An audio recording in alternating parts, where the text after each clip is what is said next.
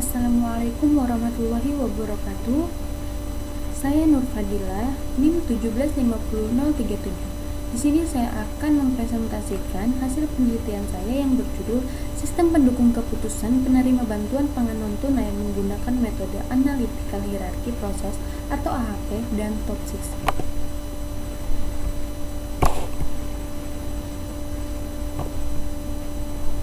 Latar belakang dari penelitian ini yaitu perkembangan zaman dan kemajuan teknologi saat ini mendorong masyarakat untuk berupaya selalu meningkatkan kemampuan dalam hal menguasai teknologi informasi. Selain itu, dalam bidang pemerintahan pun menggunakan teknologi yang diharapkan dapat memudahkan pemerintah dalam mengelola data masyarakat dengan sangat efisien. Bantuan Pangan Non-Tunai atau BPNT merupakan salah satu program pemerintah dalam penanggulangan kemiskinan dan pengembangan sistem perlindungan sosial bagi masyarakat yang kurang mampu dengan memberikan bantuan sosial pangan non-tunai yang akan diberikan kepada calon penerima dalam bentuk Kartu Kesejahteraan Sosial Bantuan Pangan Non-Tunai atau KKS BPNT yang dapat digunakan di setiap e-warung yang telah disediakan pemerintah di setiap kelurahan untuk mengambil bantuan yang berupa beras, telur, sayur, ayam, dan lain-lain. Penyaluran BPNT yang berjalan saat ini masih banyak kendala seperti penerima BPNT belum merata karena sebagian yang menerima bantuan tersebut masih termasuk dalam kategori orang yang dinilai cukup mampu. Berdasarkan kendala tersebut, banyak orang yang kurang mampu atau lebih membutuhkan BPNT tapi tidak bisa mendapatkannya karena kuota bantuan yang dibatasi oleh pemerintah. Berdasarkan latar belakang permasalahan tersebut, maka dibutuhkan sebuah sistem pendukung keputusan. Oleh karena itu, penulis mengajukan penelitian dalam bentuk penyusunan skripsi dengan judul Sistem Pendukung Keputusan Penerima Bantuan Pangan Non-Tunai menggunakan metode Analytical Hierarchy Process dan Top 6. Hasil analisa ini diharapkan dapat digunakan sebagai pendukung keputusan bagi Dinas Sosial dan Pemberdayaan Masyarakat Kota Tarakan, khususnya bagian pemberdayaan sosial atau penyalur BPNT untuk menentukan penerima bantuan tersebut dengan tepat sasaran. Permasalahan yang terjadi pada Dinas Sosial dan Pemberdayaan Masyarakat Kota Tarakan, khususnya bagian pemberdayaan sosial adalah belum adanya sistem dalam penentuan penerima bantuan pangan non-tunai, sehingga dalam pemilihan penerima bantuan tersebut tidak tepat sasaran. Batasan masalah penelitian ini adalah sebagai berikut. Yang pertama, sampel data yang digunakan pada Kecamatan Tarakan Utara periode 2020 sebanyak 50 sampel data. Yang kedua, kriteria yang digunakan dalam pemilihan penerima BPNT adalah pendapatan per bulan, jumlah tanggungan keluarga, pekerjaan, kepemilikan rumah, jenis lantai rumah, kepemilikan lahan, dan pendidikan kepala keluarga. Yang ketiga, untuk perhitungan bobot nilai dari masing-masing kriteria menggunakan metode Analytical Hierarchy Process atau AHP, dan untuk tahap rankingan menggunakan metode Top 6. Yang keempat, hasil penelitian berupa keputusan rankingan penerima BPNT berdasarkan kuota yang telah ditentukan oleh pemerintah. Dalam metode AHP, langkah yang pertama yaitu menjumlah nilai-nilai dari setiap kolom pada matriks berpasangan. Ini adalah tabel matriks berpasangan. Dan kita menjumlahkan dari setiap kolomnya. Misalnya C1 kita jumlahkan, hasilnya adalah 3,8762. Yang kedua, kita membagi setiap nilai dari kolom dengan total kolom yang bersangkutan untuk memperoleh normalisasi matriks. Untuk memperoleh normalisasi matriks ini, kita membagi nilai, misalnya kolom C1 baris C1 kita bagi dengan jumlah kolom C1. Contohnya lagi, misalnya kolom C5 baris C1 kita bagi dengan jumlah kolom C5 dan hasilnya adalah seperti ini, begitu seterusnya. Yang ketiga, menjumlahkan nilai-nilai dari setiap matriks dan membaginya dengan jumlah elemen untuk mendapatkan nilai rata-rata dengan rumus WI sama dengan 1/N jumlah NJ sama dengan 1 AIJ. Ini adalah tabel matriks normalisasi tadi. Kita jumlahkan tiap barisnya dan jumlahnya adalah ini. Setelah itu dari jumlah ini kita bagi dengan 7. Misalnya jumlah dari kriteria pertama atau C1 17540 kita bagi dengan 7, hasilnya adalah 0,2506. Itu adalah bobot prioritas. Bobot prioritas ini adalah yang akan kita gunakan sebagai bobot dalam perhitungan metode TOPSIS nanti. Dan untuk mengecek atau mengukur konsistensinya, hal-hal yang dapat dilakukan dalam langkah ini, yang pertama, kita mencari bobot prioritas global. Untuk mendapatkan bobot prioritas global, ini kita nilai-nilai tiap baris pada tabel matriks normalisasi dikalikan dengan nilai bobot prioritas tiap kriteria. Jadi contohnya kolom C1, baris C1 0,2580 kita kalikan dengan bobot prioritas 0,2506, begitu seterusnya. Dan hasilnya adalah ini. Setelah itu kita jumlahkan lagi setiap barisnya dan menghasilkan bobot prioritas global. Yang kedua, kolom bobot prioritas ditambah dengan prioritas global. Yang ketiga, jumlahkan kolom hasil dari penjumlahan di atas. Yang keempat, kita menghitung lambda max yang diperoleh dari jumlah nilai kolom hasil dibagi dengan jumlah kolom kriteria. Selanjutnya, menghitung konsistensi indeks atau CI dengan rumus CI sama dengan lambda max dikurang N dibagi N kurang 1. Terakhir, kita hitung rasio konsistensi atau konsistensi ration dengan rumus CR sama dengan CI bagi R kita, dan hasilnya adalah minus 0,8395, dan bisa dikatakan hasil perhitungannya benar karena hasilnya di bawah atau kurang dari 0,1.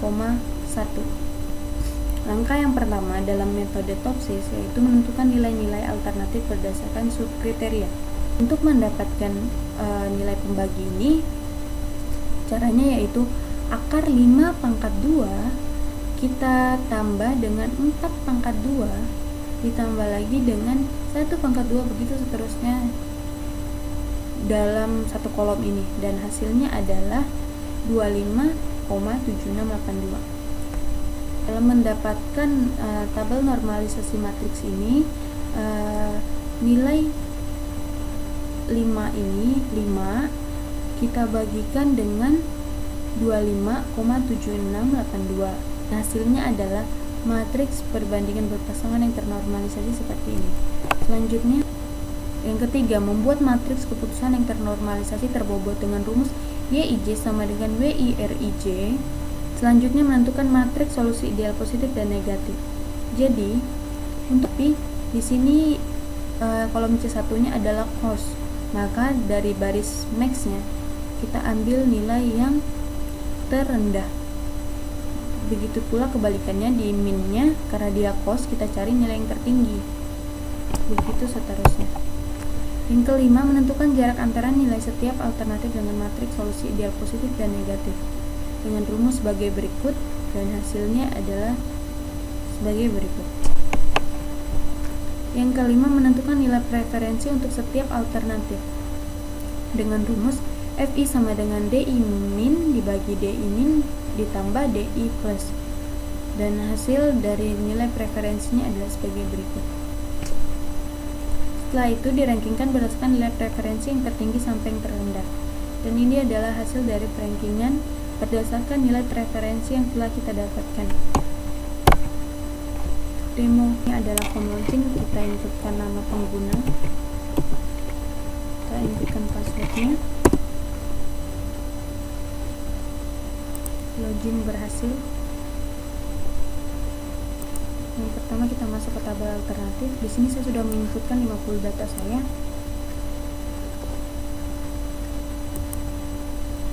Dan kita coba inputkan lagi nick.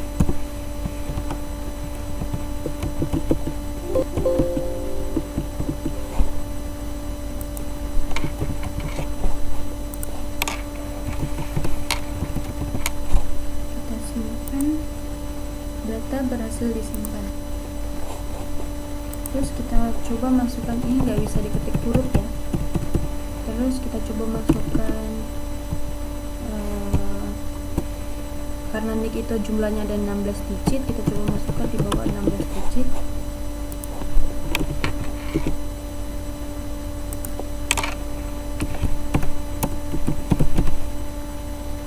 Kita coba simpan. Muncul pesan nik yang Anda masukkan tidak lengkap karena jumlah nik ada 16. Coba yang kita lengkap lagi. Kita simpan. Data berhasil disimpan. Oke, kita cari yang data tadi. Kita coba hapus. Data berhasil dihapus.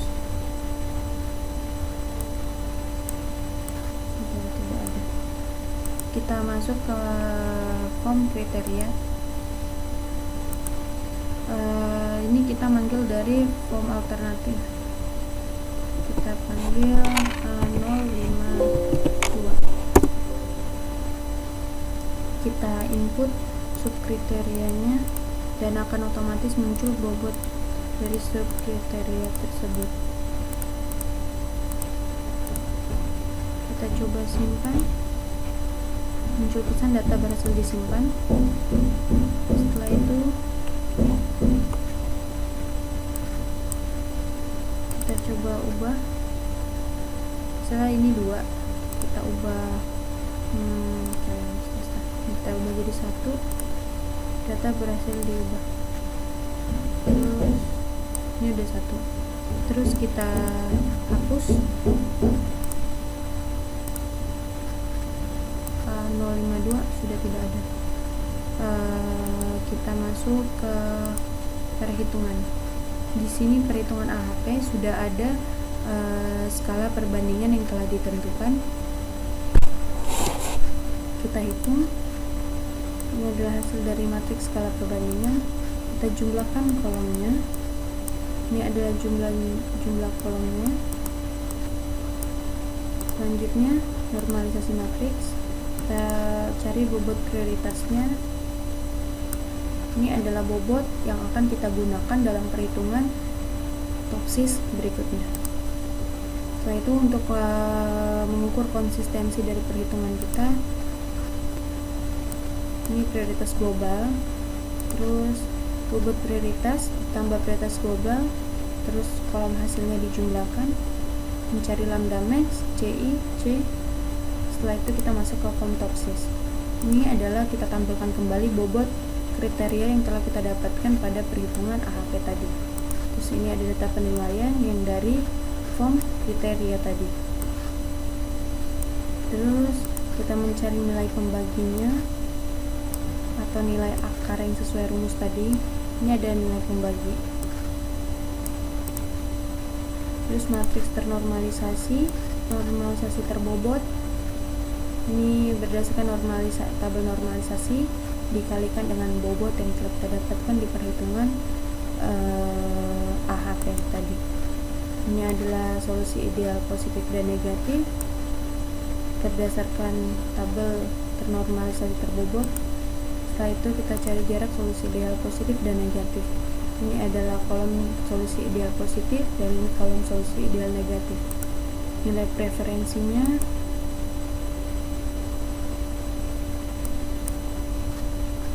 ini adalah nilai preferensi sesuai perhitungan rumus yang tadi.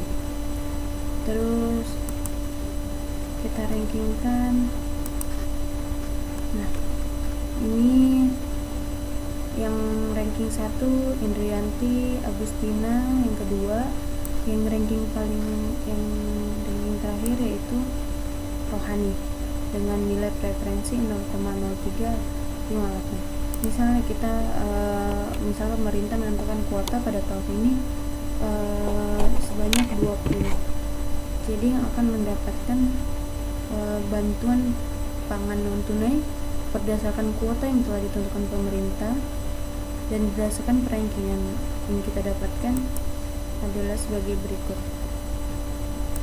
Mulai dari Indrianti yang ranking 1 dengan nilai preferensi 0,8151 sampai dengan Regina Wea dengan nilai preferensi 0,5267. Mohon maaf jika masih banyak kekurangan karena program saya juga memang belum 100%. Saya ucapkan terima kasih. Wassalamualaikum warahmatullahi wabarakatuh.